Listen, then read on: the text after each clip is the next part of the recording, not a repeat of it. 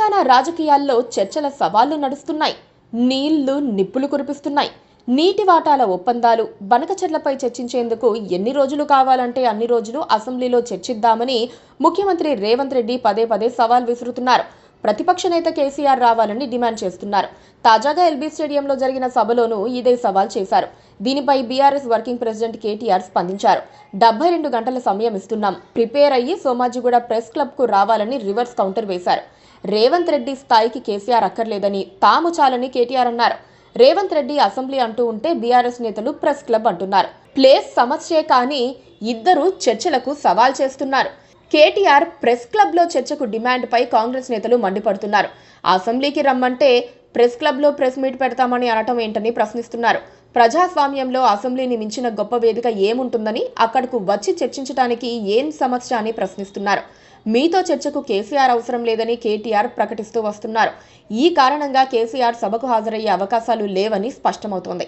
అయితే కేసీఆర్ బీఆర్ఎస్ ను డిఫెండ్ చేసేందుకు కేసీఆర్ 2 రోజుల్లో ప్రెస్ మీట్ పెట్టే అవకాశాలు ఉన్నాయని బీఆర్ఎస్ వర్గాలు అంటున్నాయి. కాళేశ్వరం, బనకచెర్ల వంటి అంశాలపై కాంగ్రెస్ ప్రభుత్వం చేస్తోన్న ఆరోపణలపై కేసీఆర్ ప్రెస్ మీట్ పెడతారని అంటున్నారు. పవర్ పాయింట్ ప్రజెంటేషన్ తో కేసీఆర్ చేసుకున్న ఒప్పందాల పత్రాలు, కాంగ్రెస్ పార్టీ చేస్తోన్న అన్యాయాలను వివరించే పత్రాలను వెలుగులోకి తెస్తారని అంటున్నారు. అయితే ఎప్పుడు అనేది మాత్రం చెప్పడం లేదు. 2 రోజుల్లో ఉండవచ్చని అంటున్నారు. రేవంత్ రెడ్డికి కేటీఆర్ పెట్టిన 72 గంటల ప్రెస్ మీట్ టార్గెట్ అయిపోయిన తర్వాత కేసీఆర్ ప్రెస్ మీట్ పెట్టే అవకాశాలు ఉన్నట్లుగా అంచనా వేస్తున్నారు. ఇలాంటి చర్చలకు అసెంబ్లీ కరెక్ట్గా ఉంటుందన్న అభిప్రాయం వినిపిస్తోంది. బీఆర్ఎస్ ముందుకొస్తే అసెంబ్లీ ప్రత్యేక సమావేశాలు ఏర్పాటు చేస్తామని రేవంత్ పదే పదే సవాల్ చేస్తున్నారు.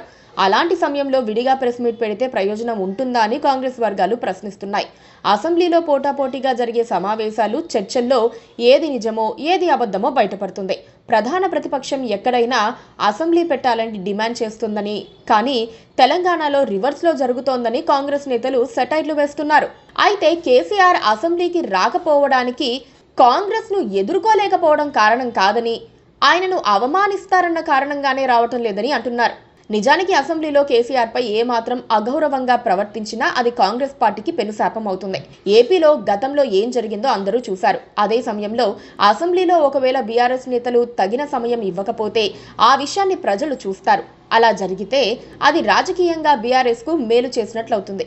ఈ అంశం రాజకీయ చాణక్యుడిగా పేరు తెచ్చుకున్న కేసీఆర్ కు తెలియంది కాదు. మొత్తంగా ఈ సవాళ్ల రాజకీయం ఎన్ని రోజులు ఉంటుందో కానీ తెలంగాణ పాలిటిక్స్ మాత్రం హాట్ గా ఉంటున్నాయి. ఎక్కడ చర్చ జరిగినా సరే నిజాలు తెలంగాణ సమాజం ముందు ఉండాలని అందరూ కోరుకుంటున్నారు. Please subscribe to KTV Telugu. KTV Telugu. KTV Telugu channel.